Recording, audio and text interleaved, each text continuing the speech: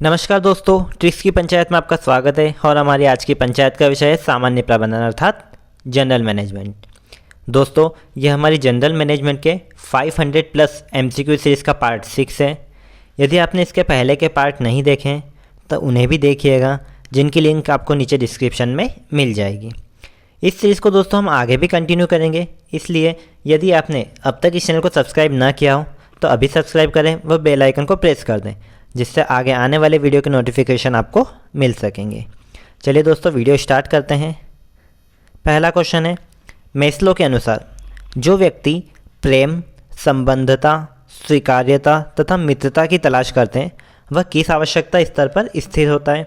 तो दोस्तों, जो व्यक्ति प्रेम, संबंधता, मित्रता आदि की तलाश करता है वह सामाजिक स्तर पर स्थित होता है, यानी हमारा ऑप्शन सी सही जवाब होगा। चलिए अगला क्वेश्चन देखते हैं। अगला क्वेश्चन है, वह वित्तीय विवरण जो किसी विशेष समय में किसी उपक्रम की वित्तीय स्थिति को दर्शाता है वह क्या कहलाता है? तो दोस्तों, इस तरह के क्वेश्चन हम पहले देख चुके हैं। वह वित्तीय विवरण जो किसी विशेष समय में किसी उपक्रम की वित्तीय स्थिति को दर्शाएगा वह बैलेंस शीट कहलाएगा। ऑप्शन ए हमारा सही जवाब होगा। चलिए अगला क्वेश्चन देखते हैं। ग्राहकों की शिकायतों को उचित रूप से संभालने का एक सकारात्मक नतीजा क्या होता है? दोस्तों, जो हमारे कस्टमर्स होते हैं, हमारे ग्राहक होते हैं, उनकी जो शिकायत रहती है उनको अच्छे तरीके से संभालने के लिए इसका सकारात्मक नतीजा रिजल्ट क्या होगा? तो उसका रिजल्ट यह मिलेगा कि हमारी गुडविल को बढ़ावा मिलता है। ऑप्शन सी, साख को या गुडविल को बढ़ावा मिलता है। चलिए अगला क्वेश्चन देखते हैं।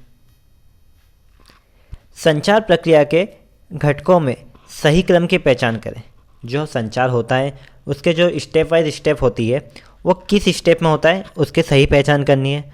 तो दोस्तों, इसके लिए संचार में सबसे पहले हमारा होता है सेंडर, जो कि मैसेज भेजता है, सेंडर होता है। सेंडर क्या करता है? उस मैसेज को इनकोड करता है या एनकोड करता है, फिर उस मैसेज को किसी चैनल के माध्यम से मैसेज को भेजता है। तो हमारा ऑप्शन फिर थर्ड नंबर पर आता है हमारा चैनल। फिर चैनल से भेजने के बाद रिसीवर होगा, वो रिसीवर उस मैसेज को रिसीव करता है, तो यहाँ एक रिसीवर।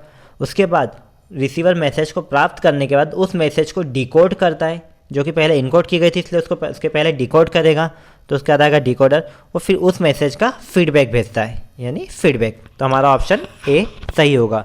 सही क्रम क्या होगा? पहले सेंडर, एनकोडर, फिर चैनल, फिर रिसीवर, फिर डिकोडर और उसके बाद फीडबैक। तो हमारा ऑप्शन ए सही जवाब होगा। ठीक है दोस्तों, चलिए आगे देखते हैं। निम्नलिखित में से कौन मार्केटिंग मिक्स का एक तत्व है? मार्केटिंग मिक्स जो हमने देखी थी, नीति होती है, उसका एक तत्व क्या है? तो दोस्तों, इसका ऑप्शन बी सही जवाब होगा, स्थान। हमें मार्केटिंग मिक्स के लिए पहले यह क्लियर करना हो कि किस स्थान पर किया जाए, जिस स्थान पर हमें ज़्यादा से ज़्यादा ग्राहक मिल सके या जिस स्थान पर हमें अपने प्रोडक्ट के लिए ज़्यादा से ज़्यादा प्रॉफिट हो, उस स्थान का चयन करना पड़ता है। तो इस तरह से स्थान जो होता है या कोई एक पर्टिकुलर प्लेस, वो क्या होती है? मार्केटिंग मिक्स का एक तत्व होती है। चलिए आगे देखते हैं।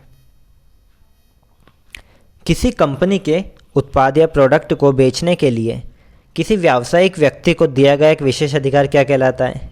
दोस्तों, जब कोई कंपनी अपने प्रोडक्ट को बेचने के लिए किसी को अधिकार दे देती है तो वह फ्रेंचाइजी कहलाती है। हम खुद कहते हैं कि हमने उस कंपनी की फ्रेंचाइजी ले ली है। उस तरह से क्या होता है, जैसे मैकडोनल्ड, लेविस, ये क्या हो जाएगी? फ्रेंचाइजी हो जाती है। आजकल आपने देखा होगा चाय सुट्टा बार या सरपंच की चाय, ये भी क्या होता है? ये अपने फ्रेंचाइजी अलग अलग व्यक्तियों को दे देते हैं अलग अलग स्थान पर। तो इस तरह से ये क्या कहलाती है? फ्रेंचाइजी कहलाती है। चलिए अगला क्वेश्चन देखते हैं। यदि उत्पाद के अपेक्षित प्रदर्शन से वास्तविक प्रदर्शन अधिक होता है तब ग्राहक को क्या कहा जाता है? दोस्तों, यदि कोई प्रोडक्ट है उसका एक अपेक्षित प्रदर्शन है कि ये इतना अच्छा चलेगा, लेकिन यदि रियलिटी में वो उससे भी अच्छा वर्क करता है तो क्या होता है? ग्राहक क्या होगा? तो अब ग्राहक प्रसन्न होगा। यदि जितना सोचा है उतना ही चलता तो ग्राहक संतुष्ट हो जाता है, लेकिन यदि अपेक्षित अपनी इच्छा से ज़्यादा, अपने जो सोच रखा है उससे ज़्यादा वर्क करता है तो क्या कहलाता है? ग्राहक प्रसन्न कहलाता है। चलिए अगला देखते हैं। लाभप्रदाता सूचकांक, इसे क्या कहा जाता है? तो दोस्तों, लाभप्रदाता सूचकांक को लाभ लागत अनुपात, प्रॉफिट कॉस्ट रेशो भी कहा जाता है। ऑप्शन डी हमारा सही जवाब होगा।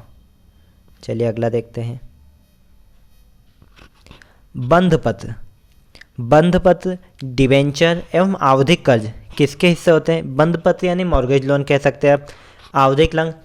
आवधिक जो कर्ज होता है वो भी एक पर्टिकुलर डेट के लिए या पर्टिकुलर अवधि के लिए लिया गया कर्ज किसके अंतर्गत आता है? तो दोस्तों यह दीर्घकालिक देनदारियों के अंतर्गत आता है।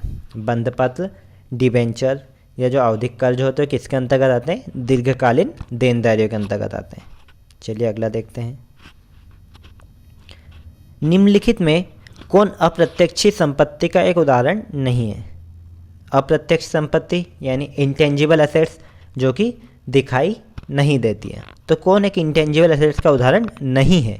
तो दोस्तों भूमि जो होती है वो इंटेंजिबल एसेट्स नहीं होती, वो हमें दिखाई देती है। किंतु जो फ्रेंचाइजी अधिकार होते हैं, गुडविल होती है या जो हम पेटेंट करवाते हैं अपने प्रोडक्ट का, ये तीनों चीज़ें हमें दिखाई नहीं देती। हमारी संपत्ति होने के बाद भी हमें दिखाई नहीं देती, उन्हें हम इंटेंजिबल कहते हैं। किंतु जो संपत्ति हमें दिखाई देती है, जिसे हम छू सकते हैं, उसे हम क्या कहते हैं? टेंजिबल या प्रत्यक्ष संपत्ति। तो हमारा ऑप्शन डी भूमि सही जवाब होगा इसका। आगे देखते हैं।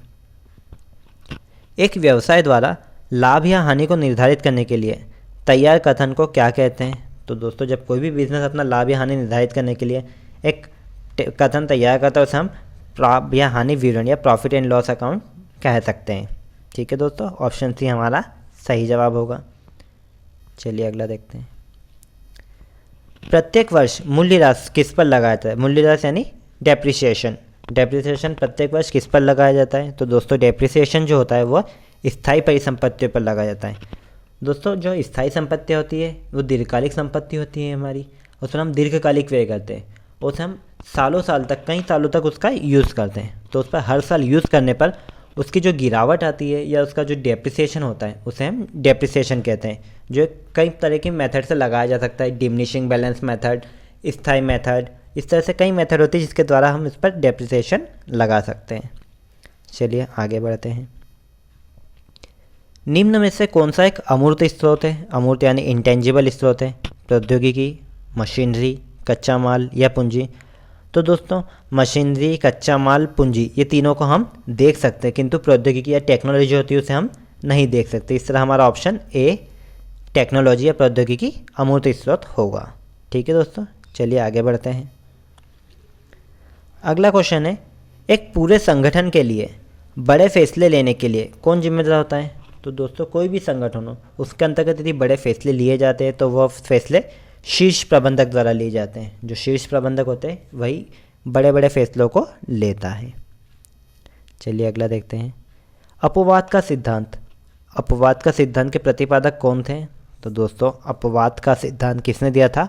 F.W. टेलर द्वारा दिया गया था। ठीक है दोस्तों, हमारा ये वीडियो यही समाप्त होता है। आपको वीडियो कैसा लगा ज़रूर बताइएगा। और दोस्तों यदि आप हमारे साथ जुड़ना चाहते हैं टेलीग्राम या इंस्टाग्राम पर, तो उनकी लिंक भी आपको नीचे डिस्क्रिप्शन में मिल जाएगी। ठीक है दोस्तों, यदि आपको वीडियो पसंद आया तो अपने दोस्तों से ज़रूर शेयर कीजिएगा। Thank you for watching this video.